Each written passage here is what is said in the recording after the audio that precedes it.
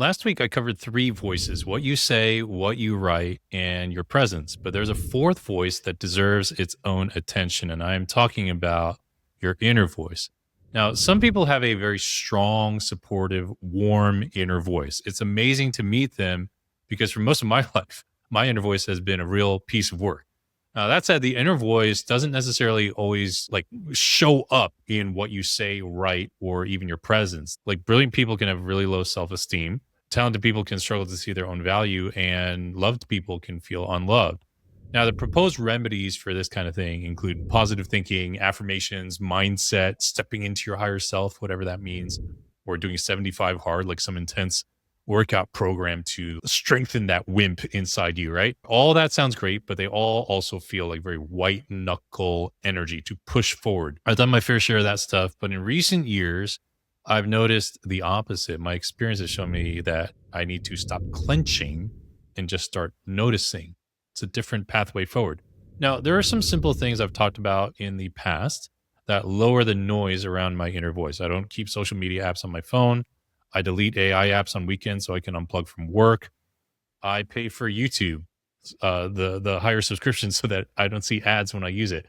And I'm online a lot because of the nature of my career, so I have to be even more wary of garbage in, garbage out. I have to have strong safeguards. If you are brave enough to delete a social media app from your phone for even like a day, you will notice how often you habitually reach for that phone to click on it. You are an addict, you are a junkie, and you are not alone. Okay.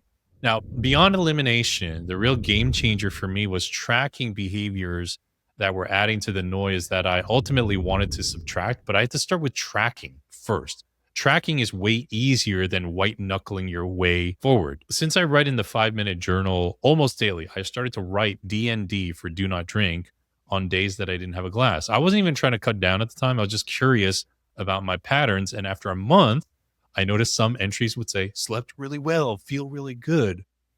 Very obvious, right? Blinding flash of the obvious. It was because of the D&D the day before. So resolutions, goals, sweat checks, sure, they all are great, but what we mostly need is a mirror. So let me talk a little bit about my brain's bento box, these ideas versus notes to help me unpack what my inner voice may be saying. Productivity guru David Allen famously said, your mind is for having ideas, not holding them. So I treat the world as my dumping ground. I use envelopes, napkins, Apple Notes, my phone, voice memos, voice recordings, a ton of screenshots, whiteboards everywhere. They are in my hallway, in my bathroom, and on the fridge, right? I will capture everything and anything that I can by whatever means possible. But then I sort all that stuff into two categories: ideas and notes. Ideas are self generated. These are my original thoughts, my reflections, journaling frameworks, that inner voice, right? Notes are more absorbed from books, podcasts, conversations I have, masterminds, keynotes, anything that's external. And I sort through that. That is not dead or wasted time, because looking back over your own ideas and notes really reinforces what you've taken in. It reminds you of a lot of stuff that you end up forgetting, and it reveals patterns. Now, for ebooks, I use an app called Readwise that pulls all your notes from your Kindle or other e reader and sorts them out for you. And for physical books, I do this: I turn on my iPhone voice recorder. I read every passage I've outlined or underlined out loud. And for a normal business book, this takes about 20 minutes, and it is slow, it's deliberate, but that's the point. Then I take the transcript of that recording, put it into AI, have it clean it up, the spelling, punctuation, and sort into bullet points. This now leads me to the one document to rule them all, what I call a Claris document. This is really simple. It's a Google Doc and a play on the word clarity. I'm in this whole name things after Latin spiel thing right now. Okay, but it's made up of very simple tabs. I have ideas, I have notes. If it's a book, each book gets its own tab. I have transcripts with calls that I've had with my coaches or masterminds I've been in. I find it really weird that people will spend thousands of dollars on a coach or a mastermind and only listen to their hot seat or call once. You should study that thing. Okay, you should. I also put in content musings, existential thoughts. I've even loaded results from personality tests and assessments in there, like MBTI, Enneagram, Human Design, Fascinate, DISC. I think I even put in the what kind of Game of Thrones character are you quiz from years ago in there. You can even put the results if you've taken my idea to IP assessment, you can put the results of that into your own version of a Claris document. Now, some people have aversions to these tests and assessments, but personally, I'm cool with anything that sheds even a bit of light on who I am, on myself, and I trust my own judgment to chew the meat and spit out the bones. I am sure there are better setups than what I do out there, but this works for me because I'm in Google Docs all the time, and I can connect that Google Doc to a ChatGPT or Claude project so that I can talk to the chat and it's using that document as its source material. So just use what works. The simpler your tools, the more likely you're going to use them.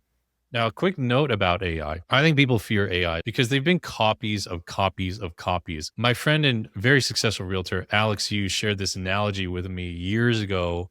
When keys are kept in lock boxes for realtors to show homes, sometimes the keys don't work. And it's because those keys have been copied from other copies so many times that the little grooves wear down. So the key fits in the door, but it doesn't open the door.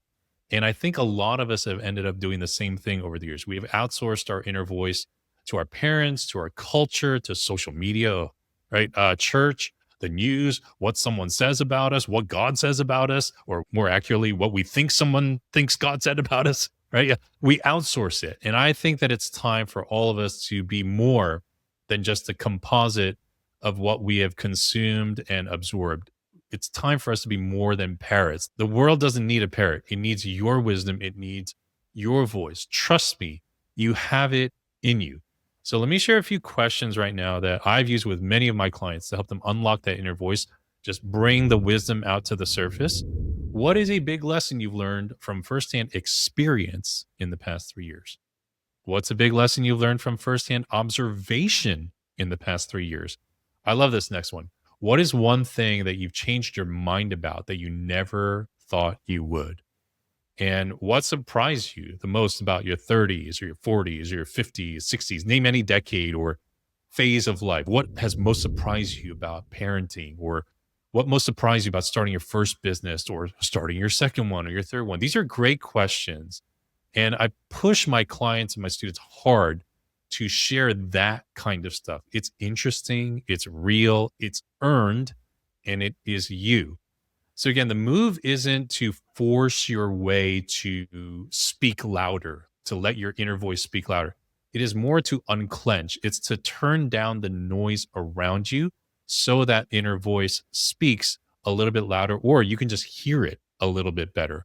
Open your fists, open your hearts. You can do it. This is the stuff that's going to set you apart. Now, I've mentioned that I'm doing this little series called Vox Clara, again, me with the Latin naming. And that term simply means a clear, resonant, and distinct voice. I believe that's the world needs, especially in this age of AI slop. This is how we're all going to stand out. And this is so far the second installment in this series. And if you know somebody who could benefit from this series, I really would appreciate it if you would pass this video along to them. Or if you want to get these in your inbox and anyone else wants to get this in their inbox, you can go to mikekim.com/newsletter. I'm going to unpack my way through these voices that these ideas that I've been chewing on, and I hope that you will join me along for the ride. And one last reminder, I mentioned this earlier, my idea to IP assessment is still free. In a few weeks, this is going to be a paid product. So I want to encourage you to grab that and go take it. It'll take you just a couple of minutes. It's a diagnostic that shows you where your business thought leadership is across 8 categories. If you're looking to build a business around your personal brand, your ideas, and create impact with your ideas, get your message heard. I really believe this will help you. Hundreds of people have taken this. I've had dozens of one-on-one conversations with people who have taken it, and they have said this is really, really helpful. You get 3 to 5 action items for each category, and I wrote these all. This is not AI. This is all based on my experience helping thought leaders, experts, coaches, consultants, authors, speakers get their message out there, get their message heard, and create impact. So I hope you'll take me up on that. And I hope to see you on the very next video. Talk soon.